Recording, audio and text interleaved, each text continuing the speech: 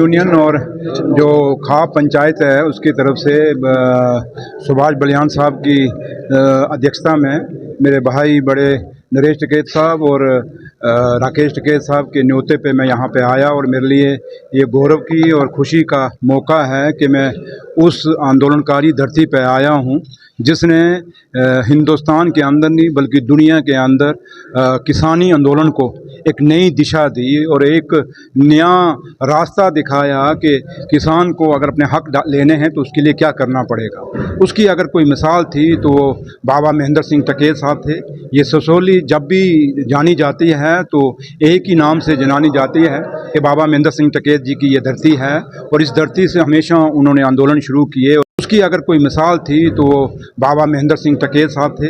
ये ससोली जब भी जानी जाती है तो एक ही नाम से जानी जाती है कि बाबा महेंद्र सिंह टिकैत जी की ये धरती है और इस धरती से हमेशा उन्होंने आंदोलन शुरू किए और किसानों के लिए और किसानियत के लिए और ये एक पूरा हिंदुस्तान में ये आंदोलन फैले। तो लिहाजा आज मेरे लिए मैं अपने आप को बड़ा फ़ख्र महसूस कर रहा हूँ और जो इज़्ज़त मान और सम्मान मुझे नरेश टिकैत साहब और राकेश टिकैत साहब ने जब सुबह मैं दिल्ली से चला और रास्ते में हर जगह अलग अलग टोलियों में भारतीय किसान यूनियन के लोगों ने जो स्वागत किया और यहाँ सिसोली तक पहुँचते पहुँचते हज़ारों की तादाद में लोगों ने यहाँ पे आके जो स्वागत मेरा किया और मुझे ये खाली स्वागत सुरेंद्र चौधरी का नहीं था।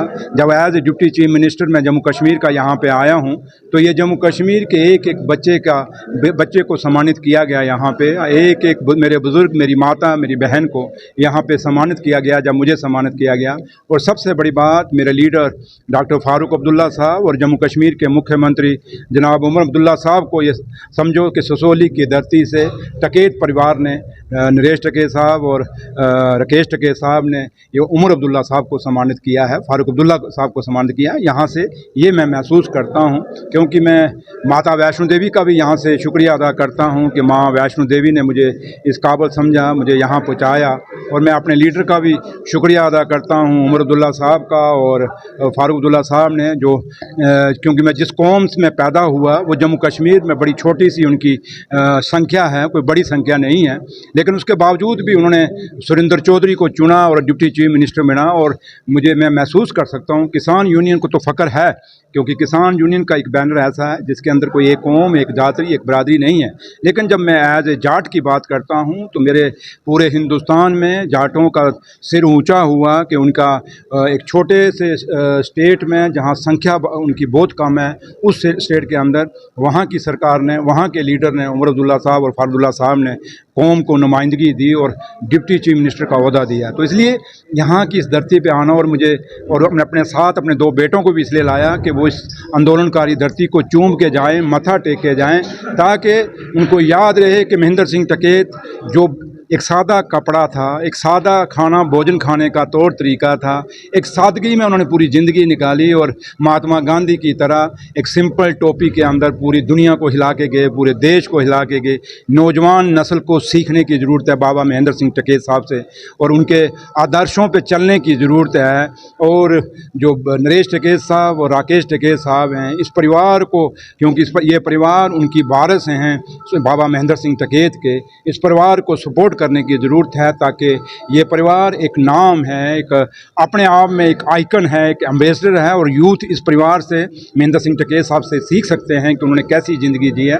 हमें नशों से दूर होकर सादगी की जीवन की तरफ जाना चाहिए जिससे हमारा घर भी मजबूत होगा, हमारा परिवार भी मजबूत होगा, हमारी सेहत भी मजबूत होगी और देश भी मजबूत होगा। Thank you. अलग राज्य की मांग की है, अलग राज्य होना चाहिए नहीं, अलग राज्य नहीं मेरे बाबा, मैंने अलग राज्य नहीं कहा। आगे हमें गुमराह करने वाले बहुत है मेरे भाई, आगे क्यों मरवाते हो, आगे हम बदनाम हैं।